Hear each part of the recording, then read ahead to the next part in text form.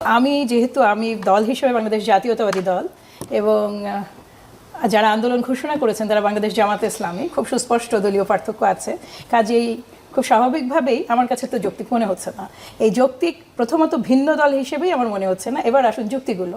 যেই যুক্তি আমার প্রশ্ন হচ্ছে আন্দোলন করাটাই অযৌক্তিক, মানে তাদের সুনির্দিষ্ট দাবির বাইরে গিয়ে করাটা অযৌক্তিক নয়। আমি এই বিষয়টাই আপনাকে বলছি যে এটা তারা আন্দোলন যে কোনো সময় যে কোনো মুহূর্তে ঘোষণা করতে পারেন। কার বিরুদ্ধে করবেন সেটা সরকার কিংবা যেখানেই হোক। এই ক্ষেত্রে সরকারের বিরুদ্ধে আন্দোলন করাটা, বিশেষ করে গতদিন যেদিন ঐকমত্য কমিশনের মিটিং হলো সেদিন আমরা ডক্টর মোহাম্মদ ইউনূসকে খুব চমৎকার বক্তব্য দিতে দেখেছি সবগুলো রাজনৈতিক দলের প্রতি। এবং তিনি কিন্তু প্রথম থেকেই ডক্টর মোহাম্মদ ইউনূস হচ্ছেন আমাদের যতগুলো রাজনৈতিক দল আছে এবং যারা দল না তাদের প্রত্যেকের সরকার।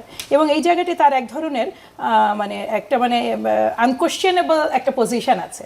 ফলে দেখা যায় যে খুব কষ্ট হলেও আমরা আন্দোলনের কথা বললেও যেটা হয় কথোপকথনের পরে ওই পর্যায়ে আর যাওয়ার কোনো সুযোগ থাকে না। কারণ আপনি নিজের বিরুদ্ধে তো আসলে আন্দোলনটা করতে পারেন না। এখানে তো সরকারটা তো আপনারই।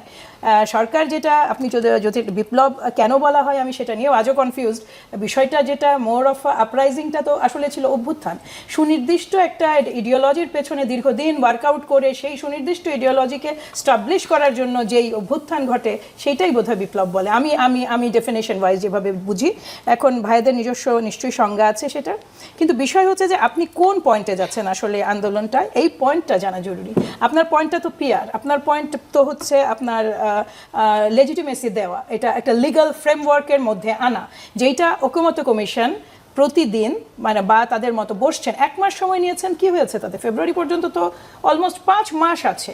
আমাদের যদি 2 মাস আরও লাগে, আবারও বলি ভিন্ন রাজনৈতিক দল, ভিন্ন মতাদর্শ, কিন্তু উদ্দেশ্যটা তো সেম। আমরা তো এটা বিশ্বাস করতে চাই যে এনসিপি কিংবা বাংলাদেশ জামাত ইসলামী কিংবা গণ অধিকার পরিষদ কিংবা বাম দলগুলো, আমরা প্রত্যেকেই তো চাইছি যে বাংলাদেশে আর আগের সময়টা কখনোই পুনরাবৃত্তি না হোক।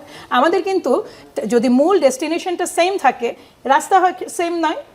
আমি বাংলাদেশ জাতীয়তাবাদী দল তার মতাদর্শ অনুযায়ী, তার অভিজ্ঞতা অনুযায়ী, তার চিন্তাভাবনা অনুযায়ী একটা তাদের মতো প্রস্তাবনা দিয়েছেন, জামাত ইসলামী একটা দিয়েছেন, এনসিপি একটা দিয়েছেন। এটা নিয়ে তো কাজ চলছে। এমন যদি হতো যে আমরা সচরাচর যেটা বুঝি যে আলোচনার টেবিল যখন বন্ধ হয়ে যায় তখন আপনি মাঠে নেমে আসেন আন্দোলনের জন্য। আপনি যেই অর্থেই বলুন না কেন, আপনি সরকারের ওপরে একটা এক্সট্রা চাপ তৈরি করার চেষ্টা করছেন। আসলে কিসের জন্য?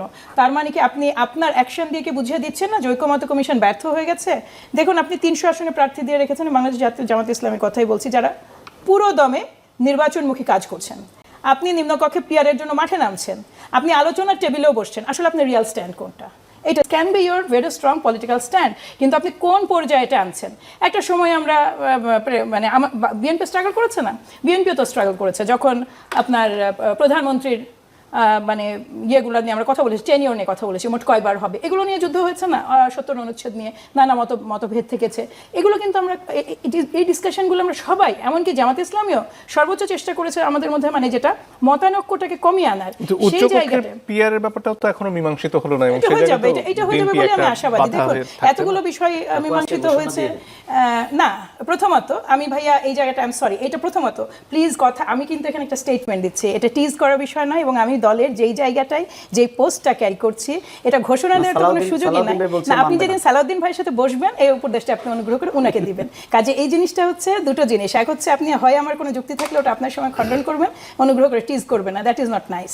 যাই হোক, যেটা বলতে আমি এখন মূল কথায় ফেরত আসি, সেটা হচ্ছে 84টা বিষয়ে ঐকমত্য কমিশন একমত হয়েছে। এর মধ্যে অনেকগুলোতে নোট অফ ডিসেন্ট আছে, থাকতে পারে না? আমি যদি সব বিষয়ে একমতই হই তাহলে তো জামাত ইসলামীকেও ঘোষণা দিতে হয় না যে আমাকে মাঠে নামতে হবে। কিন্তু ওই যে আপনাকে আমি বললাম যে রাজনৈতিক আপনার একটা স্ট্যান্ড থাকতে হবে, যেটা কংক্রিট, যেটা দেখে আসলে আমি বুঝতে পারি আপনি চাইছেন কি। আপনার মাঠে 300 লোক নির্বাচনের জন্য কাজ করছে, আপনি পিয়ারের জন্য আবার সেই মাঠে নামছেন ওই লোয়ার হাউসেই, আবার আপনি আলোচনা টেবিলেও আছেন।